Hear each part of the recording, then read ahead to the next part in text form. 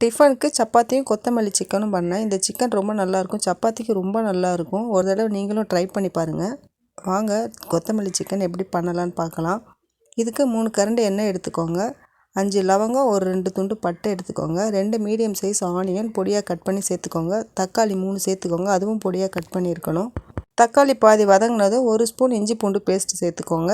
இஞ்சி பூண்டு பேஸ்ட்டு பச்சை ஸ்மெல் போனதுக்கப்புறம் 2 கை நிறைய பொடியாக நறுக்கின கொத்தமல்லி சேர்த்துக்கோங்க. கொத்தமல்லி காம்போடு கட் பண்ணியிருக்கணும், அப்போ தான் நல்லாயிருக்கும். உங்களுக்கு வேணும்னா இன்னொரு கைப்பிடி கூட கொத்தமல்லி சேர்த்துக்கோங்க. இதெல்லாம் நல்லா வதங்கி பேஸ்ட் மாதிரி ஆனதுக்கப்புறம் இதெல்லாம் நல்லா வதங்கினதும் நான் 1.5 ஸ்பூன் மிளகாத்தூள் சேர்த்துருக்கேன். இது எல்லாம் கலந்து அரைச்ச மிளகாத்தூள். நீங்கள் தனித்தனியாக போடுறதா இருந்தால் 1/2 ஸ்பூன் மிளகாத்தூள், 1 ஸ்பூன் தனியாத்தூள் சேர்த்துக்கோங்க. உங்களுக்கு காரம் வேணும்னா இன்னொரு 1/2 ஸ்பூன் மிளகாத்தூள் சேர்த்துக்கோங்க. நான் எலும்பு இல்லாத சிக்கன் 300 கிராம் சேர்த்துருக்கேன். 2 நிமிஷம் போல் கலந்து விட்டுட்டு ஒரு 50 கிராம் போல் தயிர் சேர்த்துக்கோங்க. தயிர் சேர்த்த உடனே உப்பும் சேர்த்துக்கோங்க. கூடவே ஒரு 1/2 டம்ளர் தண்ணி சேர்த்து ஒரு 10 நிமிஷம் அப்படியே மீடியம் ஃப்ளேமில் விட்டுருங்க.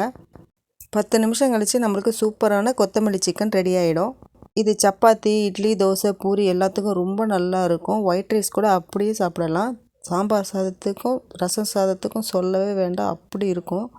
வெரைட்டி ரைஸ்க்கும் சூப்பராக இருக்கும். இந்த வீடியோ பிடிச்சிருந்தால் லைக் பண்ணி, ஷேர் பண்ணி, சப்ஸ்கிரைப் பண்ணி சப்போர்ட் பண்ணுங்கள். தேங்க்யூ.